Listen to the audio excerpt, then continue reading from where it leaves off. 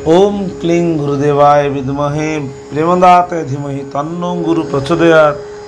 ओम क्लीं गुरुदेवाय प्रेमदाताय नमः।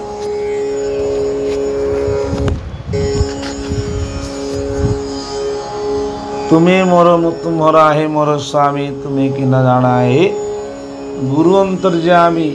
न जाने धर्म अधर्म, आहे स्वामी अभिराम। तुम्हें प्रेम देले मुई होइबी प्रेमी।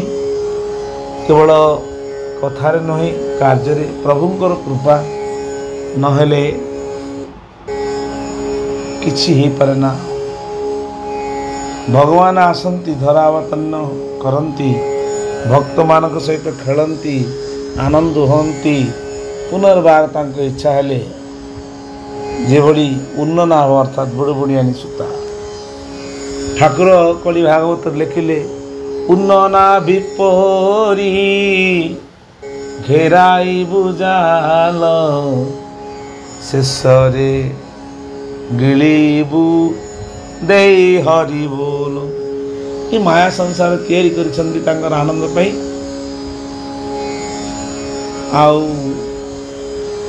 ईश्वर सर्वभूतान हृदय जन तिष्ठति। भ्रामयानि सर्वभूतानि यंत्र रूढ़ानि माया। अर्जुन को कही नथिले ये अर्जुन ईश्वर सबुरी घटरे रहिचंती, आउ माया संसार को तैयारी करचंती।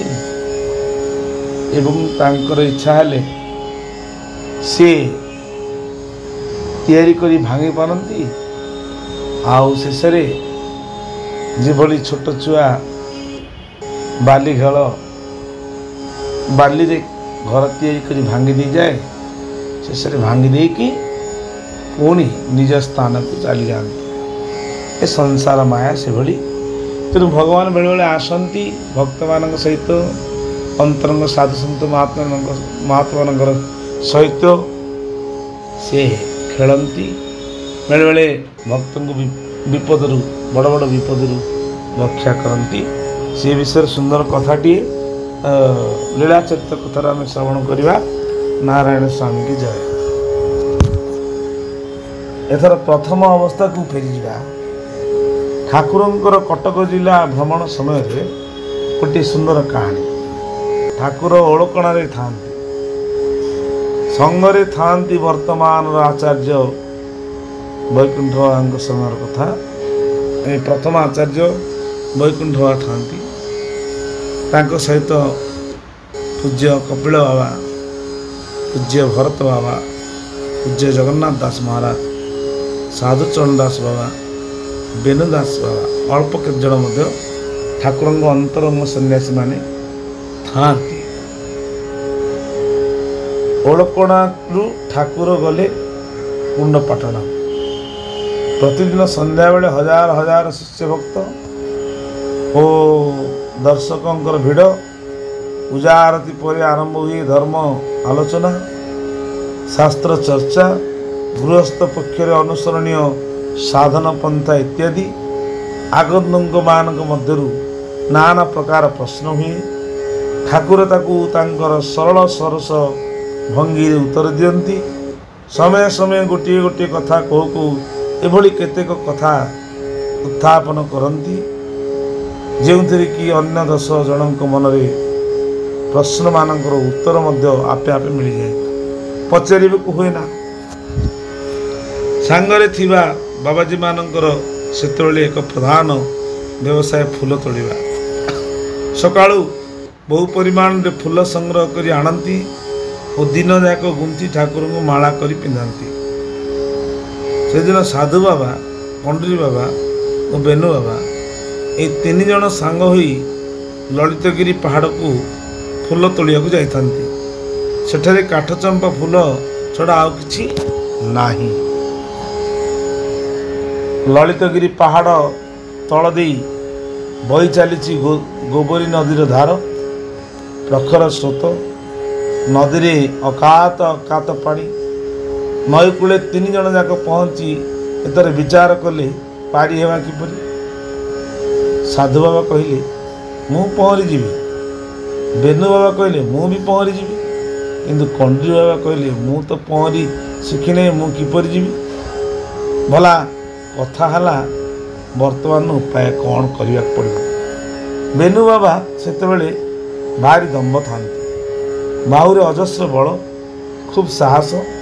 कंडरी बाबा को कहले ये तो छोट नहीं, मु आगे जाई से पाख कूल धरी से पाखे ठिया हेबी, तुम्हें पशि चली आस, तुमको जो अथल हेब सेठी मो आड़ को धसे पशिले मुझे टाणी नहीं जी। एपरी 3 जनकर विचार है। प्रथमे साधु बाबा पहरी चलिए, ठाकुर समय साधु बाबा ताक परे बेनु बाबा पहरी चलिए। कंडरी बाबा मध्य पहरा तो आसे नहीं, हेले से मध्य कंडरी बाबा तो पहरा आसे नहीं। गेड़ा टे मोटा लोक सुओ देखी से भय करगले, डरे जाऊ न था। आर पार साधु बाबा बेनु बाबा दुई जाक हुरी पकाई, तुम्हें पशि आसुना। बेनु बाबा कहते टिके आगे आस मु टाणी नेबी। कंडरी बाबा एथर साहस पाइले, कौन हे दुर्बल एभली डरिले हेब कौन। गुरुदेव नारायण स्वामी कही पानी रे धसे पशिले, से तो सुओ नहीं। बेनु बाबाजी गोटे हाथ को साधु बाबा टाणी धरी, आउ कूल आउ गोटे हाथ बढ़ाई कंडरी बाबा को धरिया, किंतु विधिर विचार अन्य प्रकार। कंडरी बाबा पानी को डेइबा संगे संगे सुअरे पड़गले। बेनु बाबा आउ धरी पारे ना, प्रबल सुओ। कंडरी बाबा सुअरे भासी चलिए। ए 2 जन विचक्षण बुद्धि हजिगला। ललितगिरी पथुरिया माने देखी हुरी पकाऊ। बाबार चिन्हवर्ण नहीं, से पड़िला क्षणी सुअरे बुड़ी गले। बेनु बाबा को पथुरिया माने कहले तुम्हें ऊपर को आसी खंडे बाट दौड़ी जाई बसी जाओ, के जाने मिलिले मिली पारती। कंडरी बाबा नदी भितर कड़ा हजिगले। ए समस्त कथा शुणी नई कूल देखा अणाहारी केते जमीगले।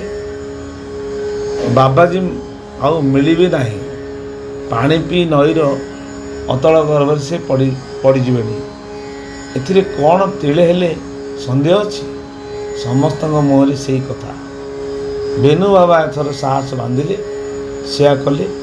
तीर बेगरे प्राय 200 हाथ आग को दौड़ी जाई नई भीतर पशिगले। के जानी बा मिली पारती कि नहीं, संदेह भी रहा। ईश्वर को कृपा छड़ा आउ भरोसा कौन।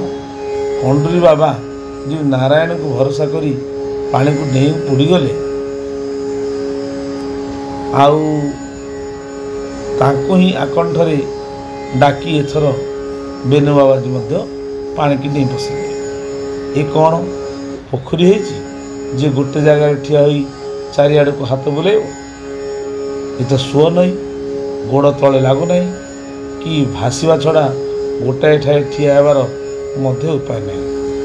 2 जन जाक साधु कर नारायण डाक कर्ता को सुविला। टिके चमकी जाई से बोध हुए कान डरिले कि कौन। एणे बेनु हाथ में कंडरी बाग बाल केराक पड़गला। सते जेपरी किए आनी हाथ में गुंजे दी गला, तांको सेपरी लगिला। से एका कसरे तांको भिड़ी कूल को टाणी आनले। कूल को आनी देखती आउ चेतना नहीं। 3 जन आसथिले, एथर कौन 2 जन हो फेरबू। ठाकुर आगे किपरि मुह देखाइबू, कौन कहबू, ये सब भावना रे हृदय अस्थिर हो उठला। 2 जन जाक कांदी उठिले। ये घटना तो कंडरी बाबाजी को दोष नहीं। 2 जन तांको बड़े बड़े सुओ नई रे पुरेले सीना। एबे उपाय बेनु बाबांकर हृदय रे दंभ धरी एथर उपाय कले। तांको ତାଙ୍କ ତାଳୁ ଉପରେ ବିଧା ମାରିବାରେ ଗୁଡ଼ାଏ ପାଣି ବାହାରିଗଲା। କ'ଣ କରିବେ? ତାଳୁରେ ବିଧା ମାରିଲା ପରେ ପାଣି ବାହାରିଗଲା। ଦେଖଣା ହାରି ଘେରି ଯାଇଛନ୍ତି। ଉପାୟ କରୁ କରୁ କେତେବେଳେ କଣ୍ଡୁରୀ ବାବାଙ୍କ ଚେତନା ଫେରିଲା। ବେନୁ ବାବାଙ୍କୁ ସମସ୍ତେ ବାହା ଦେଲେ। ଯାହା ହଉ ଜୀବନ ରକ୍ଷା ହେଲା। ଆଉ ଫୁଲ ତୋଳିବେ କ'ଣ? ୟାଙ୍କୁ କାନ୍ଧରେ ବସାଇ ହରିବାବାଙ୍କ ଘରକୁ ନେଇଗଲେ। ସେଠାରେ ପହଞ୍ଚାଇ ଘିଅ ପିଆଇ ଯତ୍ନ କରି ତାଙ୍କୁ ସାଷ୍ଟାମ କଲେ। ଏଥର ଫେରିବାକୁ ହେବ। ତିନି ବିଚାର କଲେ। ଯାହା ହେଲା, ଠାକୁରଙ୍କୁ ମାତ୍ର ଏକଥା କିଛି କହିବା ନାହିଁ। କହିଲେ ଆଉ ଜୀବନ ରହିବ ନାହିଁ, ମାଡ଼ ଭରଣ ପାଉଲେ ହେବ। ବେନୁବାଇ ଆଜି ବଞ୍ଚେଇ ଦେଲେ। ଏଣୁ ତାଙ୍କୁ ଅଶେଷ ଧନ୍ୟବାଦ ଦେଇ ତିନି ଏଥର ଫେରିଲେ। ଠାକୁର ଥାନ୍ତି କୁଣ୍ଡପାଟଣା ପବନ କୁଣ୍ଡାଙ୍କ ଘରଠାରେ। ଶହ ଶହ ଲୋକ ତ ଜମିଛନ୍ତି। ଭକ୍ତ ଆଗନ୍ତୁକମାନଙ୍କର ନାନା ପ୍ରଶ୍ନର ଉତ୍ତର ଠାକୁର ଦେଉଛନ୍ତି। ଧର୍ମାଲୋଚନା ଚାଲିଛି। କଥା ପଡ଼ିଛି ମହାଭାରତରୁ। ପଦନ କୁଣ୍ଡଙ୍କ ପ୍ରଶ୍ନର ଉତ୍ତର ଦିଆହେଉଛି। ଠାକୁର କହି ଚାଲିଛନ୍ତି, ଅର୍ଜୁନ ବହୁ ଶତ୍ରୁ ସଂହାର କଲେ, ସେପରି ଭୀମ, ସେପରି ଅନ୍ୟ ରଥୀମାନେ। କିନ୍ତୁ ପ୍ରକୃତରେ କ'ଣ ଏମାନଙ୍କର ବାହୁବଳରେ ବା ରଣକୌଶଳରେ ଏମାନେ ମହାଭାରତ ଯୁଦ୍ଧରେ ଜୟୀ ହେଲେ? ତା ନୁହେଁ। ସବୁ ସେଇ ନାରାୟଣଙ୍କ ଶକ୍ତି। ସେ ଯାହାକୁ ମାରିଲେ ସେ ମଲା, ଯାହାକୁ ରଖିଲେ ସେ ରହିଲା। ଏମାନଙ୍କର ଗର୍ବ ହେବାରେ ବେଲାବାଳିକୁ ଏ କଥା ପଚରା ଯାଇଥିଲା। କାରଣ ସେ ତ ସବୁ ଦେଖିଛି। ସେ କ'ଣ କହିଲା? ମୁଁ କାହାକୁ ମାରିବାର ଦେଖି ନାହିଁ। ମୁଁ ଶୁଣିଛି ଗୋଟିଏ ଶଙ୍ଖ ବାଜୁଥାଏ, ଦେଖିଛି ଗୋଟିଏ ଚକ୍ର ବୁଲୁଥାଏ। ଗୋଟିଏ ଶଙ୍ଖ ବାଜୁଥାଏ, ଗୋଟିଏ ଚକ୍ର ବୁଲୁଥାଏ। ସେ ଏପଟୁ କିଛି କାଟି ଦେଉଥାଏ, ସେପଟୁ କିଛି କାଟି ଦେଉଥାଏ। ମନୁଷ୍ୟର ଦେହ, ମନୁଷ୍ୟର କେତେ ଶକ୍ତି? ସେ କାହାକୁ ମାରିବ ନା କାହାକୁ ରଖିବ? ସେ କାହାକୁ ମାରିବ ନା କାହାକୁ ରଖିବ କିପରି? ସବୁ ଶକ୍ତି ନାରାୟଣଙ୍କର। ସେ ଭାବନ୍ତି ମୁଁ ମାରିଲି, ବାସ୍। ଯେ ଭାବନ୍ତି ମୁଁ ତାଙ୍କୁ ବଞ୍ଚେଇ ଦେଲି, ସେଇଟା ଭୁଲ କଥା। ଏ ତିନି ମୂର୍ତ୍ତି ଯାକ ପ୍ରଣାମ କରି ଚୁପ୍ ହୋଇ ବସି କଥା ଶୁଣୁଥାନ୍ତି। ଅନ୍ତର ଭିତରଟା ଖାଲି ଧାକୁ ଧାକୁ ହେଉଛି। କ'ଣ କିଏ କହିଦେବ କି?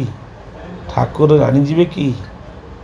ପବନ ପଚାରିଲା, ବାବା ମୋର କ'ଣ ଭୁଲ ହେଲା କି? ପଦନ ପଚାରିଲା। ପଦନ କୁଣ୍ଡୁ ଠାକୁରଙ୍କ ସହିତ କଥାବାର୍ତ୍ତା ହେଉଥିଲେ ତ। ଠାକୁର ପଦନ ବାବୁଙ୍କୁ କହୁଥିଲେ। ପଦନ ବି ଠାକୁରଙ୍କୁ ଆଉ କ'ଣ ବାବା ଡାକିକି କହିଲେ, ବାବା ମୋର କ'ଣ ଭୁଲ ହେଲା କି? ମୋତେ କାହିଁକି ଏ ଉଦାହରଣ ଦେଲେ? ଠାକୁର କହିଲେ, ନା ନା ତୁମର କିଛି ଭୁଲ ନୁହେଁ ଯେ, ଏ ଆମ ବାବାଜୀଙ୍କର ରହସ୍ୟ। ଏପରା ଆଜିକାର ଘଟଣା।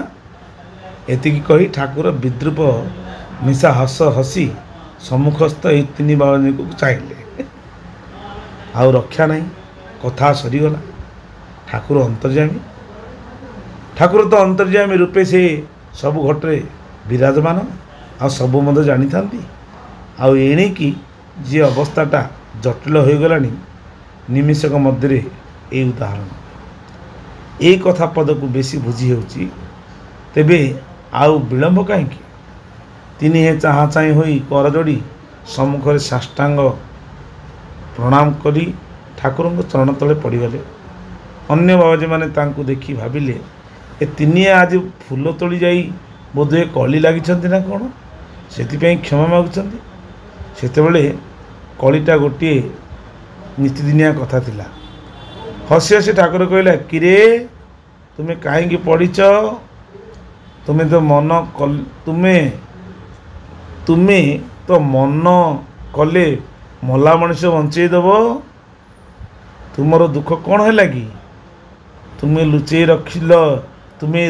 ଲୁଚେଇ ରଖିଲେ କ'ଣ ଠାକୁର ବୁଝୁନାହାନ୍ତି ନା ଠାକୁର ଜାଣିପାରୁନାହାନ୍ତି?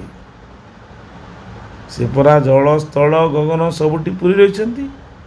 କେଉଁଠି ଲୁଚେଇ କ'ଣ କରିବ? ତୁମେ ବିଚାର କଲ, ଠାକୁରଙ୍କୁ କହିବ ନାହିଁ। ବେଶ ଭଲ ବୁଦ୍ଧି।